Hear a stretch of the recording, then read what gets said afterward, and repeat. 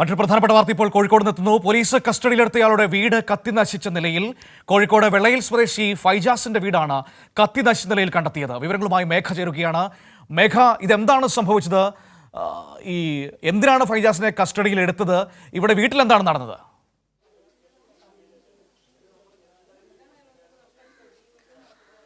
മനു, അതായത് ഇന്ന് രാവിലെയോടുകൂടിയാണ് ഇത്തരത്തിലൊരു സംഭവം നടക്കുന്നത്. ഈ വെള്ളയിൽ സ്വദേശിയായ ഫൈജാസിനെതിരെ നേരത്തെ നാട്ടുകാർ പരാതി നൽകിയിരുന്നു. ഈ ഫൈജാസ് നിരന്തര ശല്യക്കാരനാണ്. അതിനൊപ്പം തന്നെ മദ്യപിച്ച് അയൽവീട്ടിൽ ഉൾപ്പെടെ എത്തി വലിയ തരത്തിൽ പ്രശ്നങ്ങൾ ഉണ്ടാക്കുന്ന വ്യക്തിയാണ് എന്ന പരാതി നാട്ടുകാർ നൽകിയിരുന്നു. അങ്ങനെ ഒരു ഒപ്പ് ശേഖരണം നടത്തി പ്രദേശത്തുകാർ കമ്മീഷണർക്ക് ഉൾപ്പെടെ പരാതി നൽകിയ സാഹചര്യം ഉണ്ടായിരുന്നു. ഇന്നലെ വീണ്ടും ഇവിടെ പ്രശ്നങ്ങൾ ഉണ്ടായിരുന്നു എന്നാണ് നാട്ടുകാർ പറയുന്നത്. അതിനു പിന്നാലെയാണ് പോലീസിനെ വിളിച്ചു വരുത്തി പോലീസ് ഇയാളെ കസ്റ്റഡിയിൽ എടുക്കുന്നത്. ഫൈജാസ് ഇപ്പോൾ പോലീസ് കസ്റ്റഡിയിലാണ് ഉള്ളത്. ഈ വീട് നമുക്ക് കാണാം, പൂർണ്ണമായും കത്തി നശിച്ച നിലയിലാണ് ഉള്ളത്.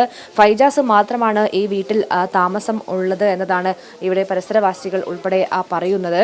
ആ സമയത്ത് ഈ വീട്ടിൽ, അതായത് ഫൈജാസിനെ കസ്റ്റഡിയിൽ എടുത്തത് കൊണ്ട് തന്നെ ഈ വീട്ടിൽ ആരും ഉണ്ടായിരുന്നില്ല. തൊട്ടടുത്തടുത്തായി വീടുകൾ ഉള്ള പ്രദേശം കൂടിയാണ്. വലിയൊരു ദുരന്തമാണ് ഇവിടെ ഉണ്ടായിരിക്കുന്നതെന്ന് പറയേണ്ടി വരും. കാരണം ഒരു പക്ഷേ ദുരന്തം ഒഴിവായി എന്ന് പറയേണ്ടി വരും. കാരണം തീ പടർന്നിരുന്നുവെങ്കിൽ തൊട്ടടുത്ത വീടുകളിലേക്ക് ഉൾപ്പെടെ തീ എത്തുന്ന സാഹചര്യം ഉണ്ടായേനെ. ആരാണ് തീ വെച്ചത് എന്നതുമായി ബന്ധപ്പെട്ട് ഈ നാട്ടുകാർക്കൊന്നും തന്നെയും അറിവില്ല. അവർ പറയുന്നത് ഒരു അന്വേഷണം വേണം എന്നതാണ്. ഏതായാലും ഈ വീട് പൂർണ്ണമായും കത്തി നശിച്ച നിലയിലാണ് ഉള്ളത്.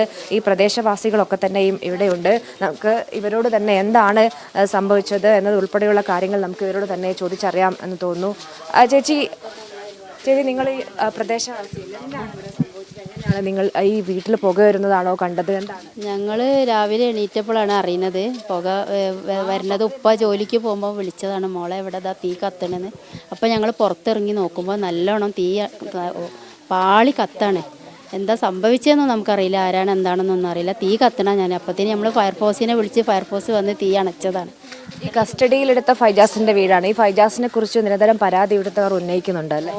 ഞങ്ങളെ വീട്ടിലൊക്കെ വന്നിട്ട് നിരന്തര ശല്യമാണ്. രാത്രി വന്നിട്ട് വാതിൽ ചവിട്ടി പൊളിക്കുക, അങ്ങനെയുള്ള അക്രമങ്ങളൊക്കെ ചെയ്യണതാണ്. ഞങ്ങളെ വീട്ടിലൊക്കെ പ്രായമുള്ള ഒരു ഉമ്മയുള്ളത്, പിന്നെ ഞാനും അനിയത്തിയൊക്കെയാണ്. അപ്പോൾ ഭയങ്കര ശല്യം. രാത്രി ആയാലും എല്ലാ വീടുകളിലും വന്നിട്ട് അക്രമം നടത്തും. ഇങ്ങനെ തീ വെക്കാൻ മാത്രം എന്തെങ്കിലും പകയുള്ള ആളുകളുണ്ടോ? പക്ഷേ വലിയൊരു ദുരന്തം ഒഴിവായി എന്ന് പറയേണ്ടത്. കാരണം തൊട്ടടുത്ത് ഞങ്ങൾക്ക് അറിയില്ല എങ്ങനെയാണ് ഇത് പക വെച്ചിട്ട് ആരാ ചെയ്തതെന്നൊന്നും ഞങ്ങൾക്കറിയില്ല. ഞങ്ങൾ പുറത്തിറങ്ങിയപ്പോഴാണ് ഈ തീൻ്റെ ഇത് കണ്ടത്. നമ്മളൊക്കെ ഭയങ്കര അയൽവാസികൾക്കൊക്കെ ഭയങ്കര ശല്യമാണ്. പോലീസ് സ്ഥലത്ത് എത്തിയിരുന്നു ആ സമയം തന്നെ? പോലീസ് എത്തി, ഫയർഫോഴ്സ് എത്തി. അന്നേരം തീ അതിനെക്കൊണ്ടാണ് വലിയൊരു വൻ അപകടമാണ് ഒഴിവായത്. എല്ലാം ഞങ്ങളെ വീടൊക്കെ കത്തി നശിക്കും. എല്ലാവരും ഉറങ്ങുന്ന സമയമല്ലേ. ഈ ഫൈജാസിനെതിരെ നടപടി വേണം നിങ്ങൾ നിരന്തരം ആവശ്യപ്പെട്ടു? എത്രയോ ഞങ്ങൾ കമ്മീഷണർക്കൊക്കെ പരാതി കൊടുത്തതാണ്. ഒപ്പ് ശേഖരിച്ച് ഞങ്ങൾ കമ്മീഷണർക്ക് പരാതിയൊക്കെ നൽകിയതാണ്. മനു കൂടുതൽ കാര്യങ്ങൾ വ്യക്തമായി എന്ന് മനസ്സിലാക്കുന്നു. അതായത് ഈ ഫൈജാസ് എന്നത് നിരന്തരം പ്രശ്നക്കാരനാണ്. ഈ ഫൈജാസിനെ കസ്റ്റഡിയിൽ എടുക്കണം, അറസ്റ്റ് ചെയ്യണമെന്നൊരു ആവശ്യം എഴുത്തുകാർ നിരന്തരം ഉന്നയിച്ചിരുന്നു. പക്ഷേ ഈ വീട് തീ വെച്ചത് ആരാണ് എന്നതുമായി ബന്ധപ്പെട്ട് ഇവർക്ക് യാതൊരു ധാരണയുമില്ല. വലിയൊരു ദുരന്തം ഒഴിവായത് ഈ ഫയർഫോഴ്സിനെ വിളിച്ച് തീ അണച്ചത് കൊണ്ടാണ് വലിയൊരു ദുരന്തം ഒഴിവായത്. ഈ പ്രദേശം തന്നെ നമുക്ക് ദൃശ്യങ്ങളിൽ കണ്ടാൽ മനസ്സിലാകും. നിൽക്കാൻ പോലും സ്ഥലമിത്ത രീതിയിൽ ഇടുങ്ങിയ പ്രദേശമാണ്. തൊട്ടടുത്തുൾപ്പെടെ ആളുകൾ താമസിക്കുന്ന നിരവധി വീടുകൾ ഉള്ള സ്ഥലമാണ്. അതുകൊണ്ട് തന്നെ വലിയൊരു ദുരന്തം ഒഴിവായി എന്ന് തന്നെ പറയേണ്ടി വരും. ഈ പ്രദേശവാസിയായ ഒരാളോട് കൂടി നമുക്ക് ചോദിക്കാം, ഇത് ശരിക്കും എങ്ങനെയാണ് ഈ അപകടം ഉണ്ടായതെന്നറിയോ? നിങ്ങൾ എപ്പോഴാണ് ഇത് കാണുന്നത്? ഇന്ന് രാവിലെ ഒരു 6:15 കൂടിയിട്ട് വിളി വന്നതാണ്. സമീപവാസികൾ കരഞ്ഞ് കൗൺസിലറെ വിളിച്ചതിൻ്റെ അടിസ്ഥാനത്തിലാണ് നമ്മളൊക്കെ അറിയുന്നത്. വീട് കത്തിയിട്ടുണ്ട്, വീട് തീയിട്ടതായിട്ട് കാണുന്നു, കത്തി നശിക്കുന്ന നിലയിൽ കാണുന്നു, അങ്ങനെ പ്രശ്നങ്ങളുണ്ടെന്ന് പറഞ്ഞിട്ട് കഴിഞ്ഞ 5-6 വർഷമായിട്ട് നിരന്തരം പ്രകോപനങ്ങളാണ് ആളെ ഭാഗത്തുനിന്നു. പ്രദേശത്തെ ഒരു വമ്പനായി മാറുക എന്നുള്ളതിൻ്റെ ഭാഗമായിട്ട് നിരന്തരം മദ്യപിച്ച് സമീപവാസികളെ സമീപത്ത് താമസിക്കുന്ന സ്ത്രീകൾ മാത്രം താമസിക്കുന്ന വീടുകൾ ഉൾപ്പെടെ രാത്രി 12 മണി 2 മണി സമയത്തൊക്കെ കയറി ഗേറ്റ് അടിച്ച് പൊളിക്കുക, വാതിൽ ചവിട്ടി പൊളിക്കുക എന്നുള്ള സ്ഥിതിവിശേഷങ്ങളൊക്കെ അതിൻ്റെ ആസ്പദമാക്കിയിട്ട് കമ്മീഷണർക്ക് ഉൾപ്പെടെ പ്രദേശവാസികൾ മാസ് പെറ്റീഷൻ കൊടുത്തിരുന്നു. അതിൻ്റെ തുടർ നടപടി വെള്ളൂർ സ്റ്റേഷനിലേക്ക് എഴുതി വിട്ടിരുന്നെങ്കിലും അതിൻ്റെ പരാതിക്കാർക്ക് അതിൻ്റെ പകർപ്പ് കിട്ടിയിരുന്നെങ്കിലും കഴിഞ്ഞ 2 പ്രാവശ്യം വലിയ പ്രശ്നങ്ങൾ, അതായത് ഈ പ്രദേശവാസിയായ ഒരാളെ ഗുഡ്സ് ഓട്ടോ ഡ്രൈവറെ ഓട്ടം വിളിച്ച് ബട്ട് റോഡ് വെച്ചിട്ട് വെട്ടിപ്പരിക്കേൽപ്പിക്കുന്ന സ്ഥിതിവിശേഷം ഉണ്ടായിട്ടുണ്ട്. പ്രദേശവാസിയായ ഒരാളെ ടർഫിൽ കളി കഴിഞ്ഞ് വരുന്ന സമയത്ത് ഡ്രോപ്പ് ചെയ്യാൻ വന്ന വേങ്ങേരി സ്വദേശിയെ കുത്തി പരിക്കേൽപ്പിക്കുന്ന സ്ഥിതിവിശേഷം ഉണ്ടായിട്ടുണ്ട്. നിരന്തരം ഇങ്ങനെ പ്രശ്നമുള്ളതുകൊണ്ട് നിങ്ങൾ പരാതി നൽകിയതല്ലേ? ഇവിടെ നിരന്തരം പ്രശ്നം ഞാൻ നേരത്തെ പറഞ്ഞതുപോലെ കമ്മീഷണർക്ക് ഉൾപ്പെടെ പ്രദേശവാസികൾ മാസ് പെറ്റീഷനായിട്ട് പരാതി നൽകിയതായിരുന്നു. മുൻപത്തെ കേസുകളിലൊന്നും കൃത്യമായ നടപടി ഇല്ലാത്തതിൻ്റെ പേരിൽ ആളെ സംബന്ധിച്ചിടത്തോളം കേസൊക്കെ ഇത്ര തന്നെ ഉള്ളൂ എന്നുള്ള ഒരു സംഭവമാണ്. കഴിഞ്ഞ ഞായറാഴ്ച രാത്രി ആണ് ഇപ്പോഴത്തെ കേസിനാസ്പദമായ സംഭവം നടക്കുന്നത്. ഒരു അടിപിടി നടന്നതിൻ്റെ അടിസ്ഥാനത്തിൽ പോലീസ് വരികയും പോലീസ് വന്നതിൻ്റെ അടിസ്ഥാനത്തിൽ ആൾക്ക് നല്ല പരിക്കുണ്ട്. ആളെ കസ്റ്റഡിയിലെടുക്കാതെ പോലീസ് വീട്ടിന് മുന്നിൽ വന്ന് പ്രദേശവാസികളോട് കാര്യങ്ങൾ ചോദിച്ചറിഞ്ഞ് പോകുന്ന സ്ഥിതിവിശേഷം എന്തുകൊണ്ടാണ് ഇപ്പോൾ കസ്റ്റഡിയിൽ എടുക്കാണ്ടായ സാഹചര്യം?